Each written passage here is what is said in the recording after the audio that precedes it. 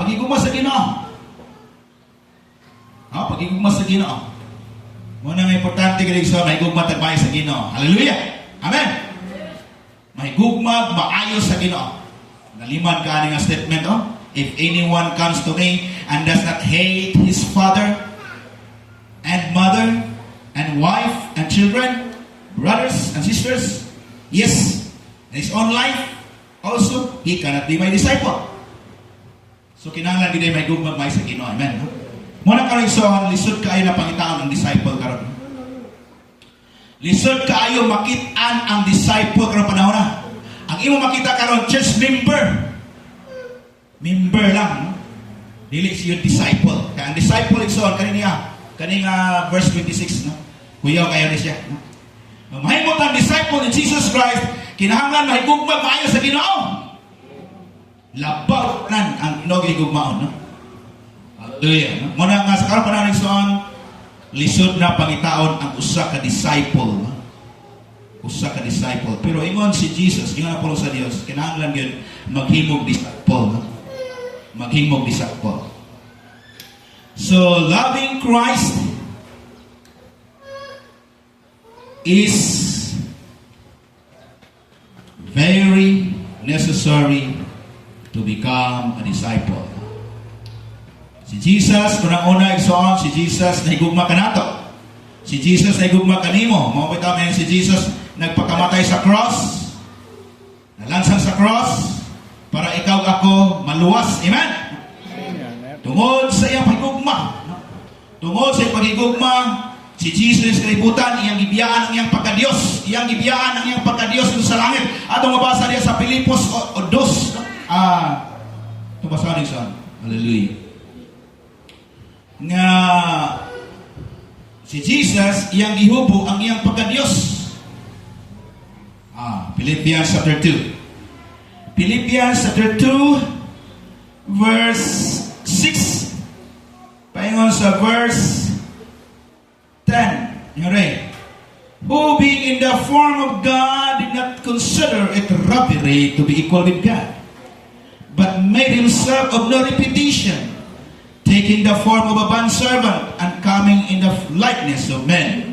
And being found in appearance as a man, he humbled himself and became obedient to the point of death, even the death of the cross. Therefore, God also has highly exalted him and given him the name which is above every name, that at the name of Jesus, every knee should bow, of those in heaven and those on earth and of those under the earth. So, igsoon, si Jesus, gihubo niya yung pagka-Diyos. Nganong gihubo niya ang pagka-Diyos? To obey, to love us, to obey the Father and to love us, to obey the will of the Father and to love us. Tungod sa iyang gugma kanimo kanako. Amen. Munang gigugma kamay sa Dios. Hallelujah. Munang si Jesus na pagkamatay para kanato kanimo. Number 2 son. A true mark of a disciple of Jesus, bearing his own cross.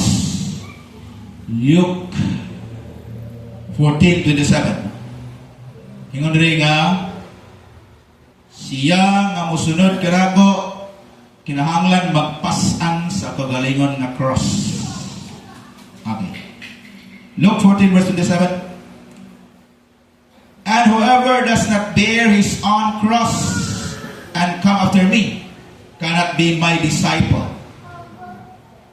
Unsa man ang cross, ikson nang i-mention man ni Jesus ang cross. Sa ilang panahon sa Roma, under the Roman Empire, kanang cross igsoon, pag ikaw sa ilang panahon, pag ikaw Kristohanon ka, sigurado gyud ka malansang sa cross or mo undergo ka og punishment basta mahimo kang Kristohanon. Mahimo kang Kristohanon, doon na gyoy kapalit nga punishment. Doon na gyoy kapalit nga kamatayon tungod sa pag-alagad sa Ginoo. Cross. Si Jesus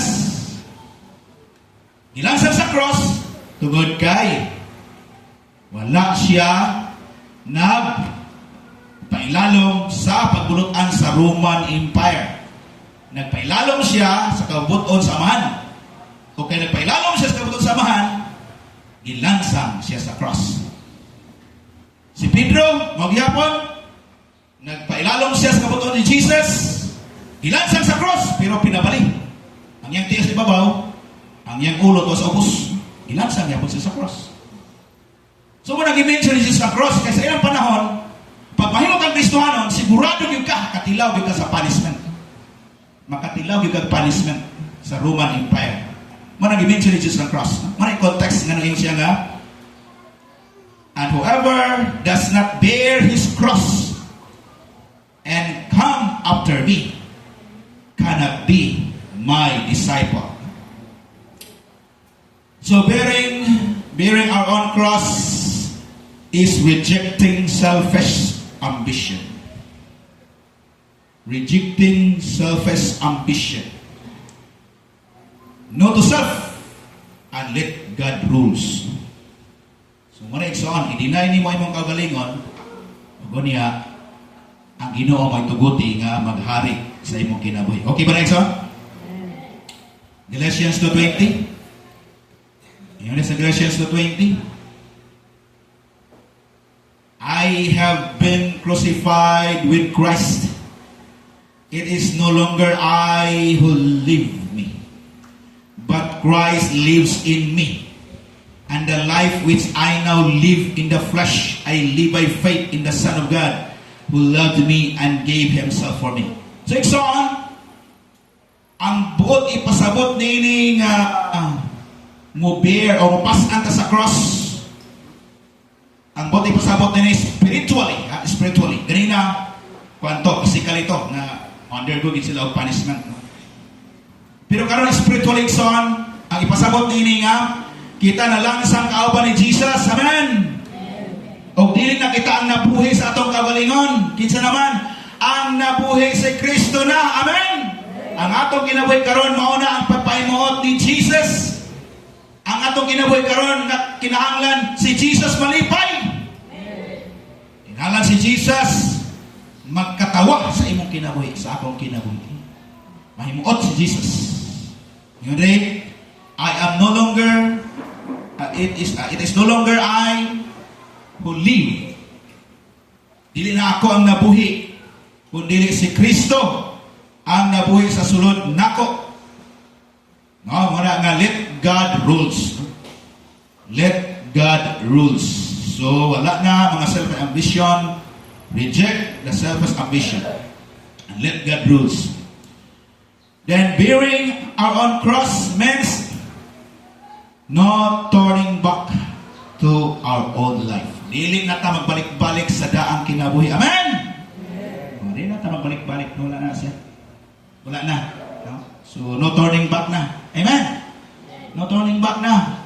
No turning back. No turning back. Kapata na kanta, Rizon?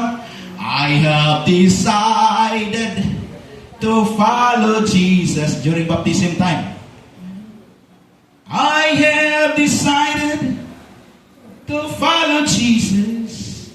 Actually, so ang author, ang composer, usa siya ka na-convert siya nga Kristohanon dito sa India. Yan kana siya nga Kristohanon. Sa diya nga na-convert siya sa pagka-Kristohanon, dayon kabalo siya nga pag makristohanon siya, mapatay gid siya. Mapatay gid siya. So muna nga, sa diha nga ni-compose nga kanta na, ingon siya, I have decided to follow Jesus. Naka-decision na gid ko, nga musulod kang Jesus, no turning back, di na ko magbalik-balik pa. Bisan pagmamatay, no?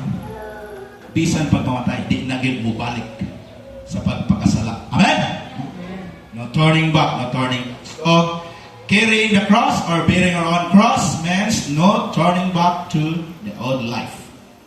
Number 3, bearing our own cross or carrying our own cross means identifying ourselves with Christ.